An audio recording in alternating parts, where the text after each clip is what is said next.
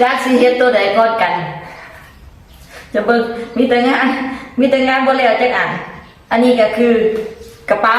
นี่มี2หน่วยอันนี้ก็ป้ายแต่เพิ่นก็มีสร้างมาอีกอยู่ป้ายเดี๋ยวจะถามเบิ่งมันจะมีภาษาอังกฤษได้วันนี้ป้ายข่อยก็สิเฮ็ดภาษาอังกฤษได้บัดนี้อันนี้ก็หวายเทียมเด้อ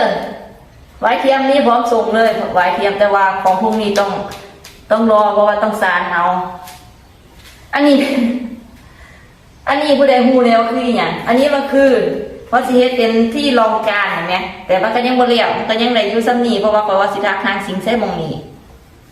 ก็ยังบ่เลี้ยวคือกันคือหลายอย่างอยู่แล้วยังบ่เลี้ยวนั่นไง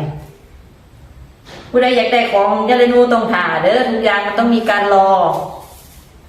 นะคะเพราะว่าข่อยเฮ็ดเองหมดก็คือเขาบอกว่าก็คือบ่จ้างคนเฮ็ดให้คือทั้งหมู่บ้านอ่ะขอเฮ็ดได้ผู้เดียวตัวหนังสือแบบนี้ขอเฮ็ดได้ผู้เดียวแต่คือบ่จ้างคนแล้วหลายพวกนี้ก็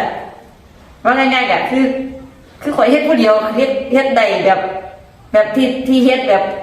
ตั้งใจเฮ็ดเป็นจริงเป็นจังก็มีข่อยผู้เดียวนะยังพวกนี้คือกันอันนี้ก็บางคนเขาเฮ็ดแล้วเขาก็บ่เอานำแล้วทักครั้งสิกูก็ทักบ่เป็นแล้วเห็นว่าอันนี้คือกระเป๋าก็ยังบ่เลี้ยวคือกัน